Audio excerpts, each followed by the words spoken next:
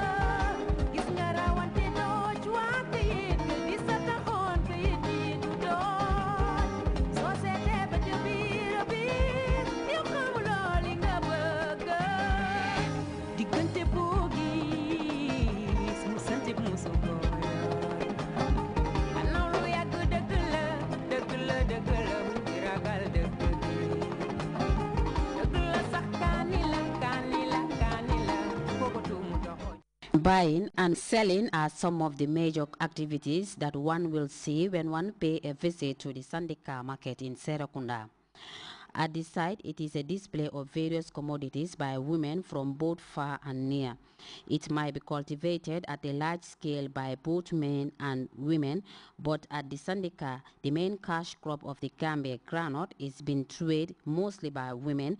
For those that are involved in the trade, says the production for this year is low. I work for these granite vendors who, after picking their granites for them, pay me. This is how I make a living. We heard about this multi-purpose market. If it is finalized, it will really help us. This year, the granite is not much like the previous years.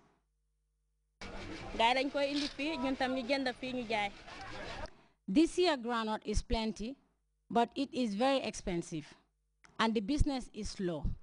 I get bags of granite from the Sandika from middlemen, locally called bana bana. Sometimes a bag of granite can cost up to $950 at times. It can be less than that. We sell 1 cup of granite for $30. The profit gain is not much, but as a family woman, I cannot stay without working to earn a living. If the granite starts, this multi-purpose market we are expecting will really help us, as it will bring development to the doorstep of every Gambian woman.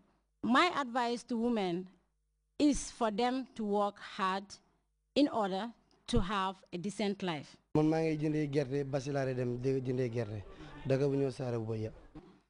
I get groundnut from Basse in a village called Sarebojo. They have their lumo every Tuesday. We go there, buy groundnut and pay for the fares to come to the Serekunda market.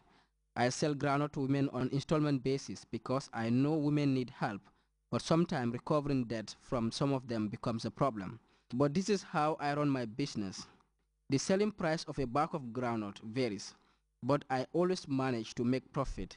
I help women by giving them low price so that it will not take long for them to sell their goods.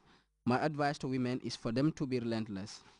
Among scores of items sold by women at the Serekunda market are oranges supplied by middlemen locally referred to as bana bana from both the Gambia and the Casamas. These women buy it and offer it to consumers with little profit. One thing confronted by these women is lack of space to accommodate them, but a chunk of them are optimistic that if Women's Bureau finalize the construction of a multipurpose market, all their constraints will be relegated to the history books. I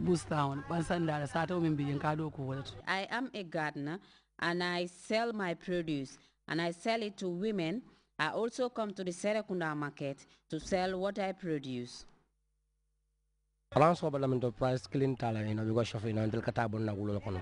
Oranges now are not sold at a fixed price. The cost varies because we get them from Casamance, so if you bring them here, it is difficult to make profit and feed your family. Now, things are not easy, but we are very happy that the president is helping women and the Gambian populace. If we can also help talk to businessmen to reduce their prices so that we can also sell it to women at a reasonable price. We are really trying here because having a family, it is not easy. We must work to make ends meet. The little I have, I manage to share with my family. Fombe ala tentula mbe kila tentula. Mbe banku persidango tentula. I thank God Almighty and thank the President. We are energized and we get it from middlemen and sell it here. But the price varies on how we get it. We are very happy because the way the country was in those days and how it is different. My work is selling bananas. We are always welcome here by our Gambian brothers. We are from Casamance, Sejo. Business here is good. Women are also involved in large-scale imports to the Gambia, says Mariama Ba, the proprietress of this banana store at the Serekunda market. I get my bananas from Guinea or from Amadouba's farm in Basse. We bring them here for sales. That is why we have a storage facility to keep the banana cool and stay long. Business is good. I advise women to venture in selling bananas in order for them to make a living. Truck drivers also play a crucial role in the chain of business. At the time, one of the biggest markets in the country. This man is one of them, and he says women pay them to deliver their goods through which they earn their living. Numerically, women form a major part of petty traders at the Serekunda market. The market serves not only as a selling point for them, but also gives them the opportunity to meet new customers and interact with people from different backgrounds and walks of life, including earning a decent living.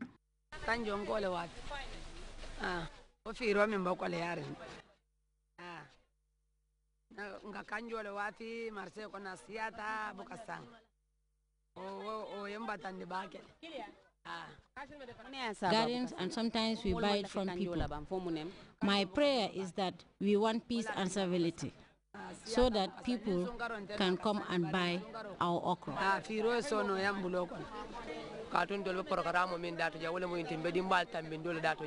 Our duty here is that we want to earn our living and how to feed our children. Okra is produced by us during the rainy season. This season have made it difficult for us to sell because a lot of people are selling it and people are not buying. Business here is difficult, but we thank God.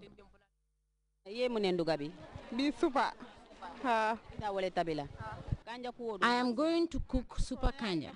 I am buying okra. It is available for now and the price is cheap.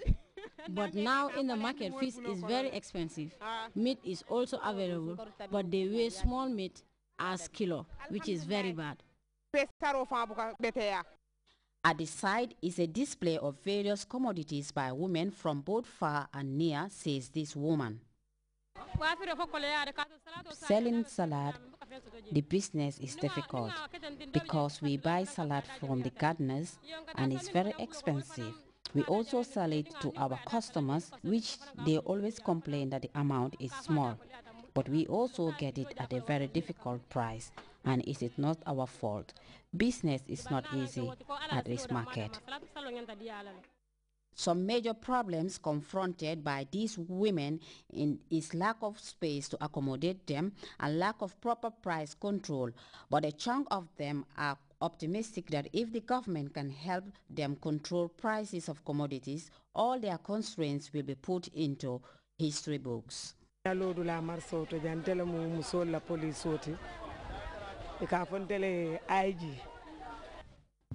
staff at the market, I'm the police. They call me IG. We complain a little because of the high cost of commodities. We face difficulties because those days the businessmen who sell their commodities then and now are different, which have made